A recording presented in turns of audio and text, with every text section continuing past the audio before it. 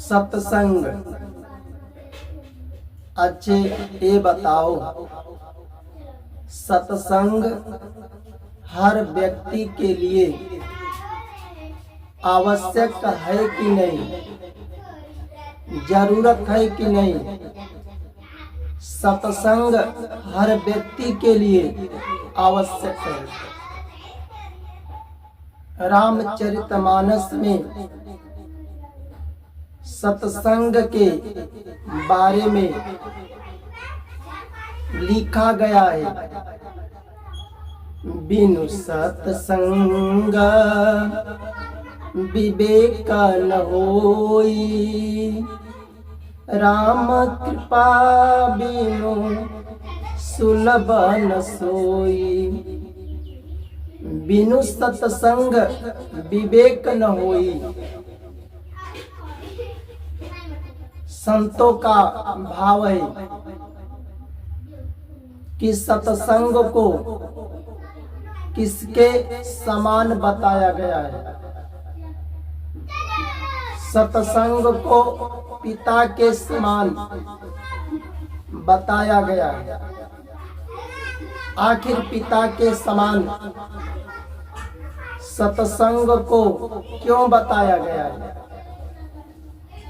जैसे पिता अपने बच्चे के हर कमी को पूरा करते हैं। बच्चों को चप्पल नहीं है, चप्पल खरीद कर देते हैं। कपड़े नहीं है, कपड़े की पूर्ति करते हैं। शिक्षा में जितना जरूरत लगता है, कॉपी किताब का, कलम का, फीस का, पिता उस बच्चे की हर पूर्ति को पूरा करते हैं। अगर वही बच्चा गलत संगत में जाता है तो पिता गलत संगत से निकालते हैं, गलत रास्ते से सही रास्ते पर लाते हैं। पिता अपने बच्चे को प्रेम भी करते हैं, इसलिए पिता को सत्संग के समान बताया गया है। पिता से भी ऊंचा सत्संग है। जो संत महात्मा गुरु भगवान के कथा को सुनाते हैं, प्रवचन को सुनाते हैं, आप सदा विश्वास के साथ उनके कथा को, प्रवचन को सुनते हो। जो संत महात्मा कीर्तन करते हैं, भजन करते हैं, उसे सुनते हो।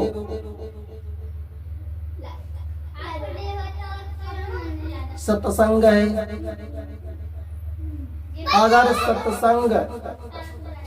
अगर संत महात्मा गुरु के पास नहीं जा पाते हो तो माता पिता, पति पत्नी अपने संतान के साथ, लड़की लड़का के साथ बैठकर सत्संग कर सकते हो। सुबह स्नान करके कार्य करने से पहले पति पत्नी अपने लड़की लड़का के साथ बैठकर सत्संग कर लो, रामचरितमानस, गीता पढ़ लो, भजन कर लो, कीर्तन कर लो, तो भी सत्संग आपका हो जाएगा। अगर आपके पास लड़की लड़का नहीं है, पति पत्नी हो, तो भी बैठकर सत्संग कर सकते हो। रामचरितमानस, गीता का पाठ कर लो, भजन कर लो, कीर्तन कर लो, तो भी सत्संग हो जाएगा। अगर आप अकेला हो तो अकेला में भी बैठकर भगवान के नाम का जाप कर लो, भगवान का ध्यान लगा लो,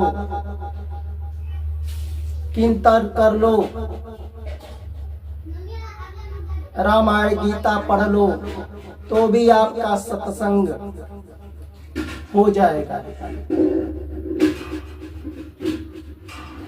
सत्संग से भक्ति उत्पन्न होते हैं, ज्ञान उत्पन्न होते हैं। अगर कोई कहे कि सत्संग से ज्ञान कैसे मिलता है, ये बताओ। कोई भी संत महात्मा गुरु रामायण से, गीता से, महाभारत से, पुराण से कथा को देते हैं, कथा सुनाते हैं, प्रवचन सुनाते हैं, कीर्तन भजन सुनाते हैं। आप सत्संग करते हो, रामायण का, गीता का जो अध्ययन करते हो,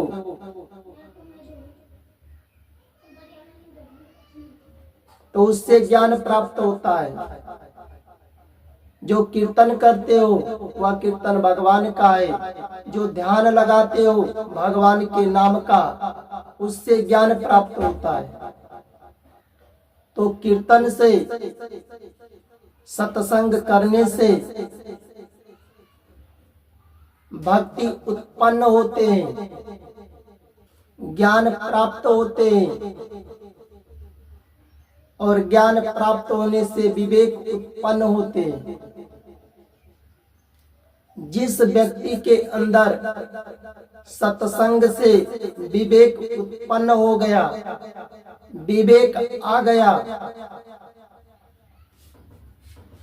अगर आप कर्म करते हैं, कर्म से आपके पास धन हो गया, रुपया पैसा हो गया, आपके पास विवेक है, तो विवेक ही निर्णय करता है। इस पैसे को, धन को कहाँ लगाना है, कहाँ सदुपयोग करना है, कौन करता है? विवेक। अगर उस पैसे को परिवार की सेवा में लगाते हो तो पैसे का सदुपयोग सही जगह हो रहा है, यह विवेक के अनुसार है। अगर उस पैसे को लड़की लड़का को शिक्षित बनाने में लगाते हो तो आपका पैसा का सदुपयोग सही जगह हो रहा है, यह विवेक ही कहता है। अगर परिवार में आप माता पिता, बहन के, पत्नी के हर कमी को पूर्ति करने में लगाते हो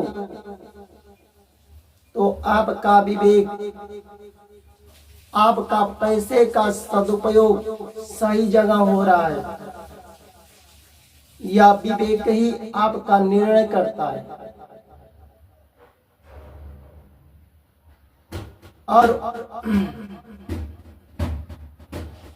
और उस पैसे को आपके लड़की लड़का शादी के योग्य हो गए, अगर समय से उनके शादी में पैसे का सदुपयोग कर रहे हो, खर्च कर रहे हो, तो आपका पैसे का सदुपयोग सही जगह हो रहा है, यह विवेक ही आपको कहता है।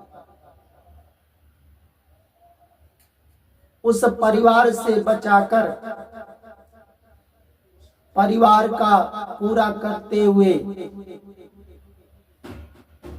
अगर समाज के खर्च में लगाते हो,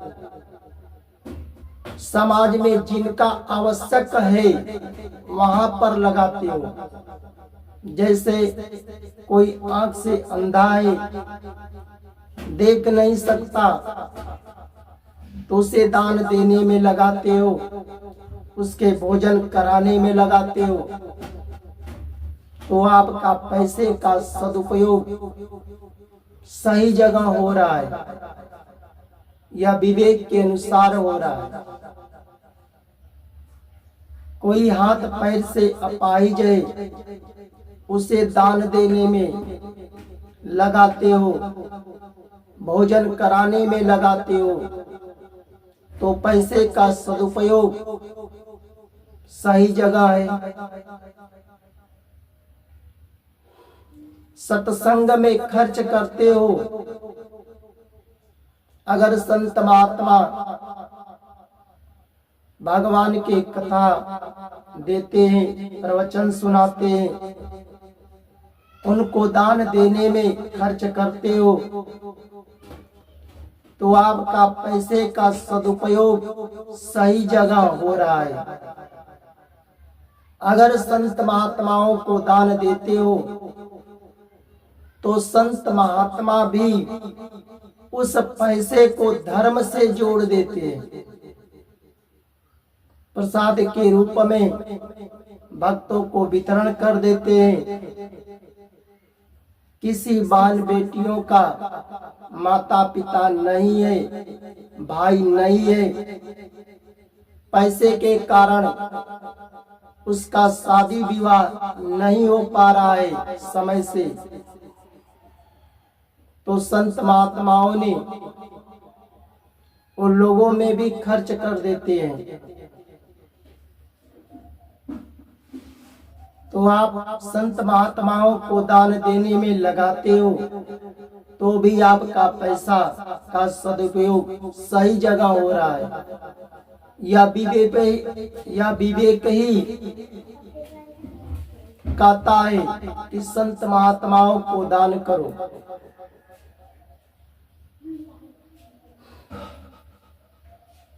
अगर जिस व्यक्ति के अंदर विवेक नहीं है, क्यों नहीं है? सत्संग किया नहीं, भक्ति उत्पन्न होगा नहीं, रामचरितमानस गीता का अध्ययन किए नहीं, तो ज्ञान कहाँ से, विवेक कहाँ से प्राप्त होगा?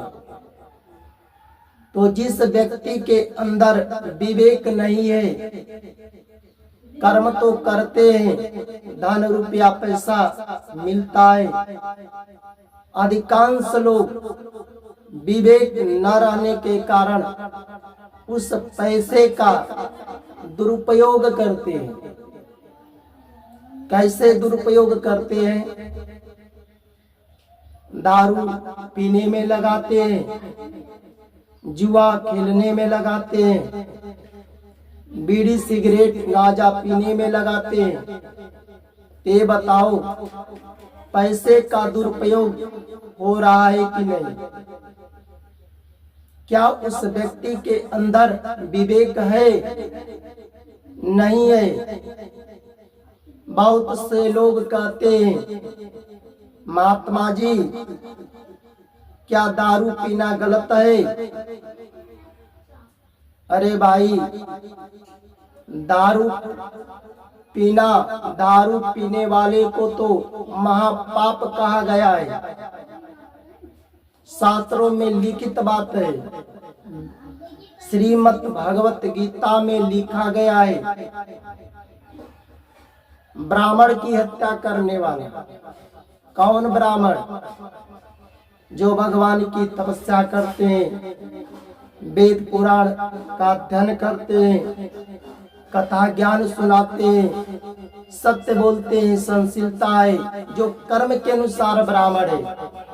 अगर ब्राह्मण की हत्या कर दोगे तो महापाप कहा गया है। गुरु पत्नी गमन करने वाला, जो गुरु के पत्नी से के बारे में गलत सोचता है, बुरा दृष्टि डालता है, उसको महापाप कहा गया है। स्वर्ण की चोरी करने वाला, जो सोने की चोरी करता है, मदिरा शराब पीने वाले को महापाप की श्रेणी में रखा गया है। अब दारू पीना महापाप क्यों है? आज देखो अधिकांश लोग दारू पीकर एक तो कर्म करके बनाए नहीं, और जो उनके पिता का, बाबा का पहले से जमीन मौजूद है, पीने के नशे में उसी को बेच देते। अब बेचा तो किसका हिस्सा गया? बाल बच्चों का गया। एक तो कर्म करके बनाए नहीं, और दूसरे के धन को उठा करके जमीन को बेच दिए। तो बताओ, पीने वाला महापाप हुआ कि नहीं? पीने के नशे में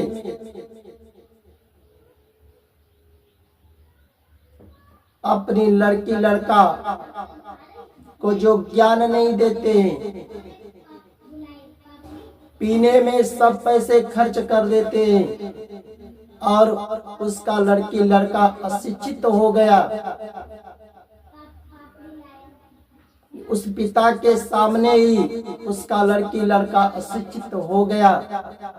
अब अशिक्षित हो गया, उसको ज्ञान है नहीं, कौन सा कर्म करना है, किस संगत में रहना है। गलत संगत में भी जा सकता है, गलत रास्ता पर भी जा सकता है। पिता के सामने अगर लड़की लड़का अशिक्षित हो गया तो बताओ, यह महापाप है कि नहीं? किसके कारण हुआ? शराब पीने के कारण उसकी लड़की लड़का अशिक्षित हो गया। दारू के नशे में जो पी करके अपनी ही पत्नी का सोना चांदी गहने बेच देते हैं।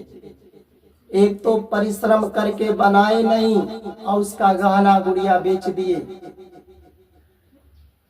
तो बताओ, यह पाप है कि नहीं है? क्या उसके अंदर विवेक है? नहीं है। किसके कारण किया? दारू के नशे में, दारू पीने के नशे में।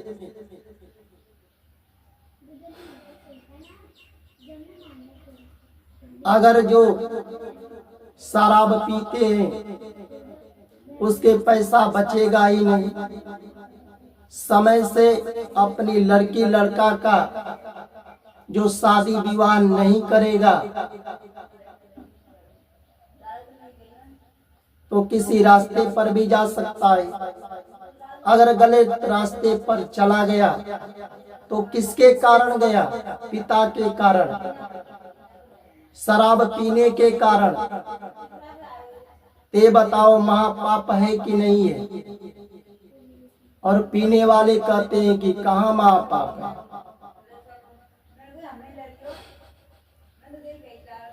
पीने के नशे में किसी को आप बिना गलती का गाली दे देते हो, झगड़े कर लेते हो, तो बिना गलती का किसी को गाली देना, झगड़ा करना पाप है। किसके कारण गाली दिए हो? दारू के कारण। किसी स्त्री से छेड़खानी करते हो,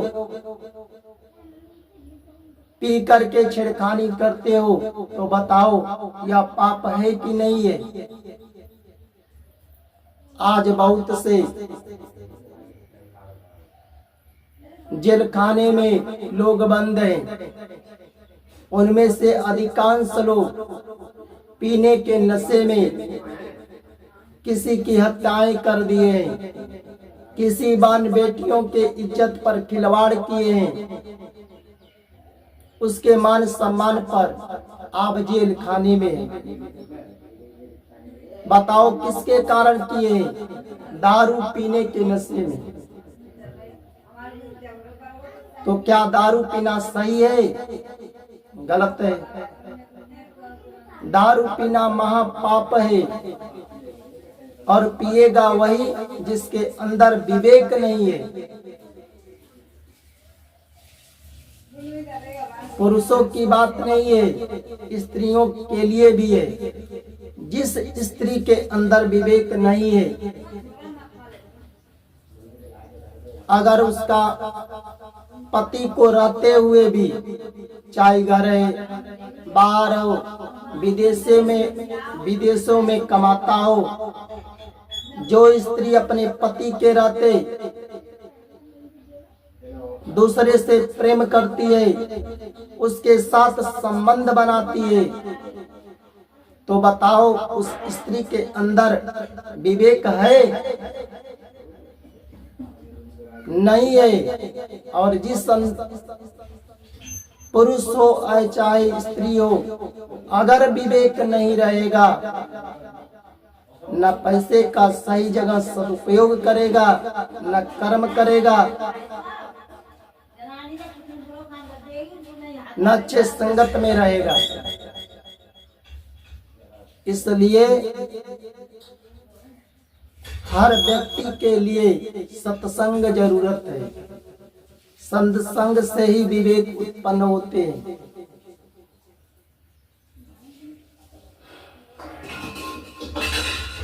जय जय श्री राम।